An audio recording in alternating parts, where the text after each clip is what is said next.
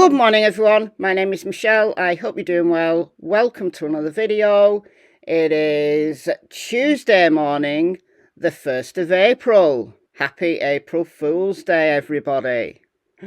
An appropriate day to be covering the Delphi case because this is an absolute joke. A couple of days ago it took me this long to actually go and watch it because Richard Allen's prosecutor, Nick McClelland, the slickness himself, appeared on Hidden True Crime. They asked him some, I guess, what they would have thought were challenging questions, but much of what he said is provably false. He is just lying. The Richard Allen guilters are lapping it up. I don't know whether they just lack critical thinking skills or at this point whether they're just so indoctrinated. I don't know why people can't see through this absolute charade.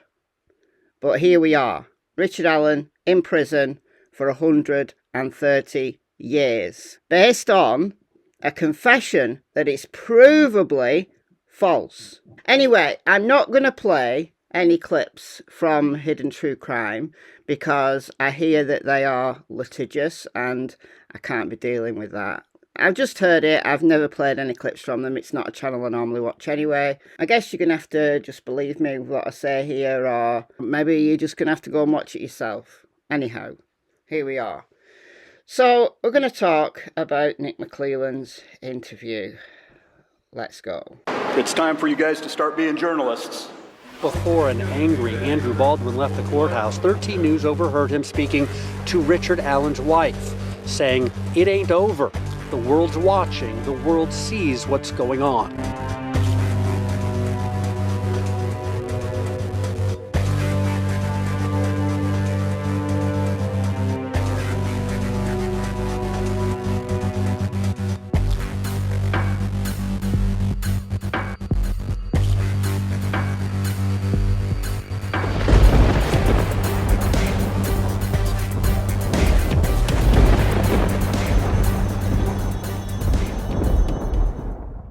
Alright, I'm going to concentrate on the confession, the state's theory of how Richard Allen abducted and murdered Abigail Williams and Libby German on February 13th, 2017. The state's theory believes that the girls were abducted at 2:14 from the south side of the Mourning High Bridge, and by 2:32 it all was done.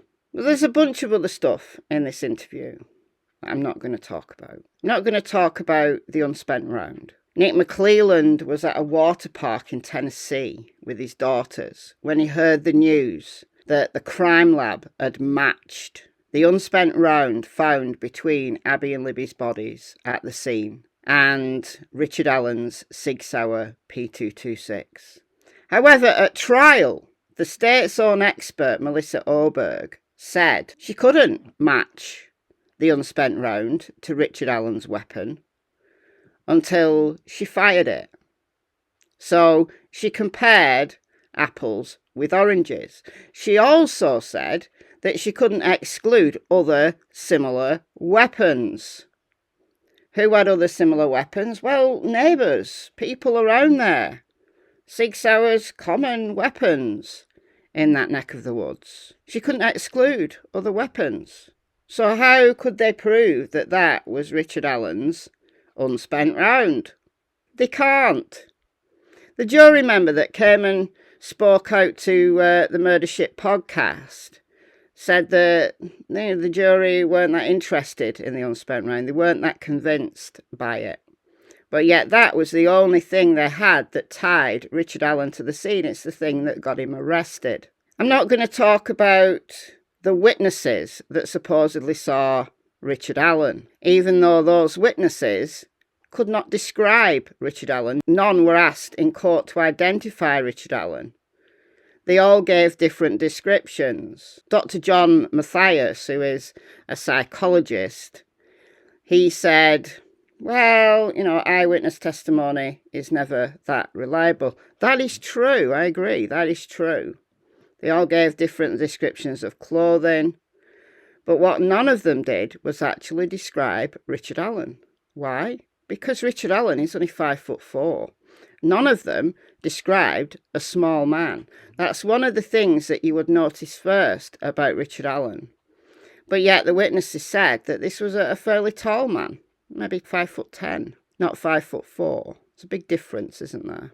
Yeah. They didn't mention Betsy Blair because she saw on Morning High Bridge around 2 p.m, she saw a young man with dark poofy hair. That's not Richard Allen either, is it? No, okay. They didn't mention Sarah Carbo, whose testimony was wholly unreliable, who saw the muddy and bloody man going west on County Road North at 3:57. A muddy and bloody man walking past cars that were turning up to search for Abby and Libby. But no, the muddy and bloody murderer walked past them all. Okay, all right. That's the calibre of witnesses that we're dealing with in this case. I'm not going to talk about the Odinists that Nick McClelland said were cleared. They thoroughly investigated them. They thoroughly investigated Elvis Fields' confession, you know, that he spat on the girls, and he told his sister that he was on the bridge with someone called Abigail, who was a troublemaker, before it was even known that the murders had taken place. But apparently they couldn't pin any of them to the scene. They all had alibis. Well, Elvis Fields' alibi was false. He said he was with his friends visiting someone in a hospital. Was he though? Because one of his friends gave a different story. Patrick Westfall, who lives in Delphi, just 7 minutes drive away from the crime scene. Lived in Delphi at the time. So when Nick McClelland said these guys weren't in Carroll County, well, Pat Westfall was. What was his alibi? His alibi was his 12-year-old son. Why was his 12-year-old son not at school? Don't know. When did they actually ask these guys these questions? We don't know, because all of those early interviews were magically deleted. Technical error. Pat Westfall's interview wasn't even recorded on the 19th of February. When Nick McClelland said that none of them had connections to Abby and Libby, well, where was Richard Allen's connection with Abby and Libby? Where was that? Non-existent.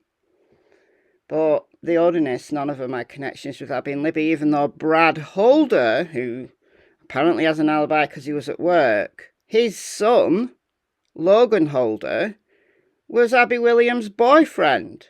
How is there no connection between the Holders and Abby Williams? And Nick McClelland, are you just covering up for your little friend, your brother? Covering up for your Mason brother, are you? Okay. All right. Not going to talk about that, though. We're going to talk about Richard Allen's confession. Richard Allen was in the depths of psychosis when he made the confession that ultimately got him convicted. Dr. John Mathias, I don't know whether he's just a useful idiot or what, said, Richard Allen wasn't in psychosis the whole time, so when he made these confessions, he might not have been in psychosis. All right, let's look at the evidence from Dr. Monica Waller herself. And these were the things he was saying when he was in psychosis. Am I already dead? How do I prove I'm sane? How can I go home? Am I in jail? I'm not racist. Please help me. Please, God, help me. That he cheated on his cigarette. His grandpa abused him. He murdered all of his family, including his grandchildren, non-existent grandchildren. But this is the most damaging confession. This was the one that the state picked on. When Richard Allen, on May the 3rd, 2023, told his psychologist, Dr. Monica Waller, she shredded her notes, so we don't know what she actually wrote down from this interview, and it was one of the few times when Richard Allen wasn't recorded.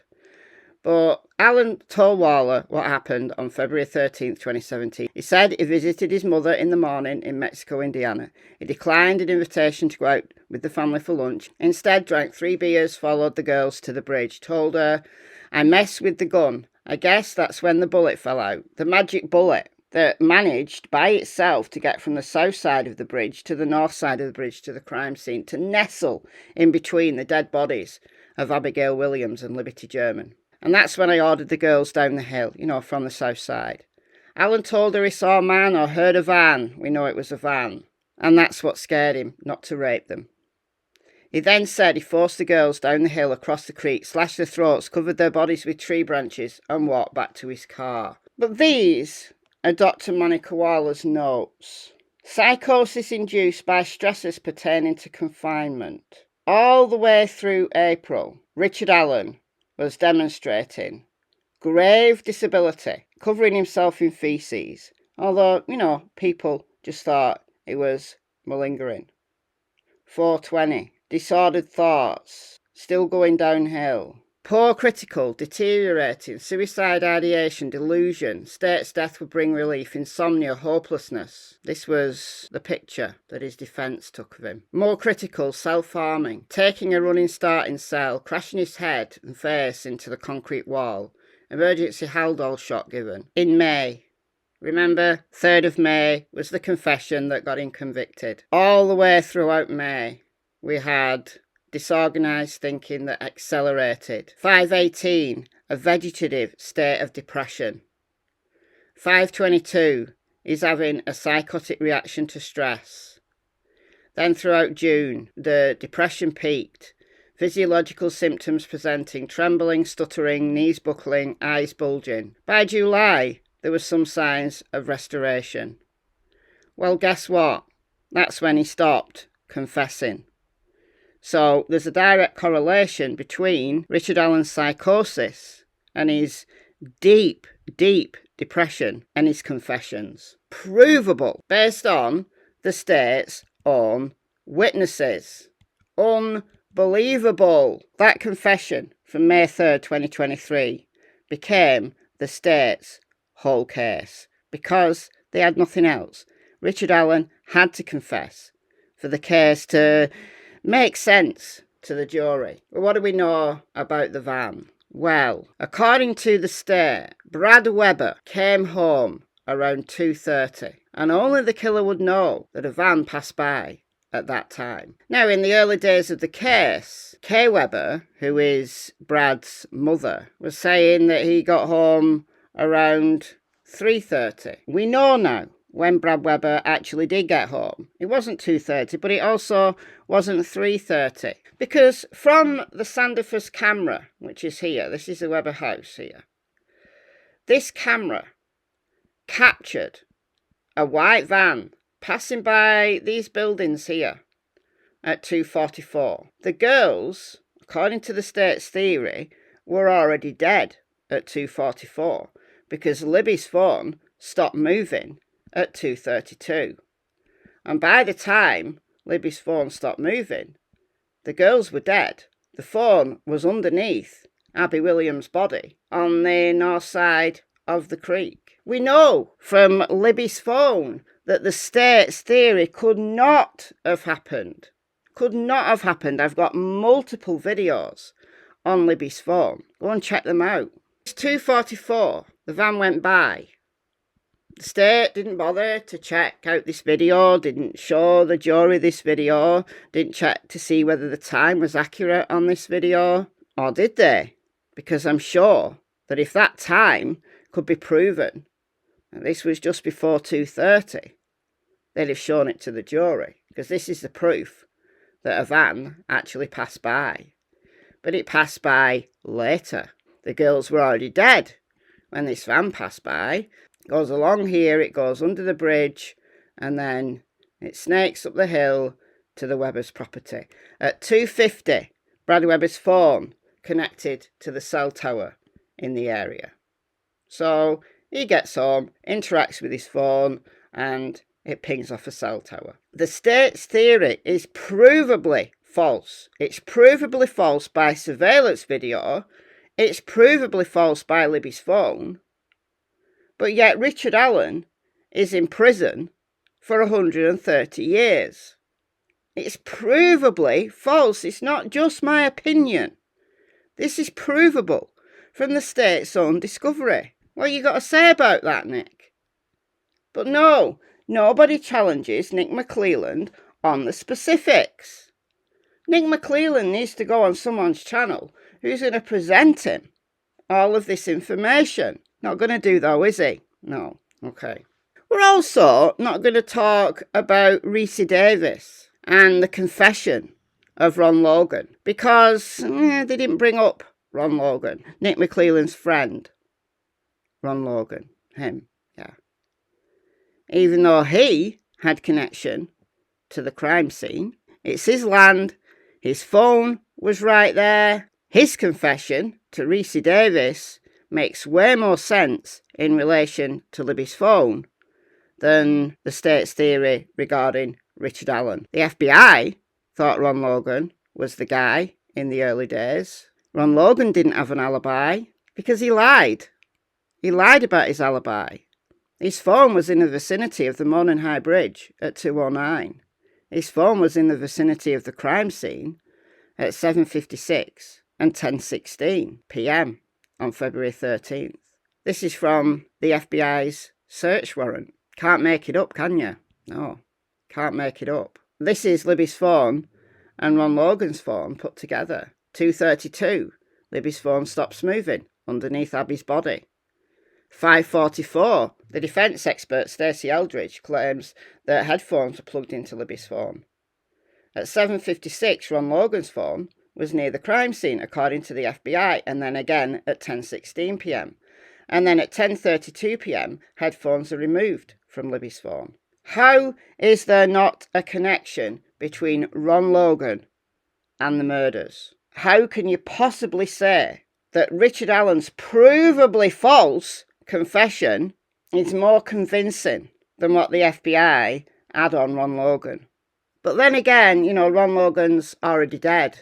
So Nick McClelland and Tony Liggett wouldn't have had their show trial, would they? The arrest just days before the sheriff's election that got Tony Liggett elected as sheriff in Carroll County. It made sense just to find someone. And Kathy Shank came good, the grandma of the group. She came good and found the tip. The tip from the interview that Dan Dullard said he recorded with Richard Allen on February, I think it was the 18th. Couldn't find it. He'll keep looking. He's maybe still looking. But Richard Allen in 2022 said he'd left the trails by 1:30. Wasn't even there when the girls were there. The paths didn't cross at all.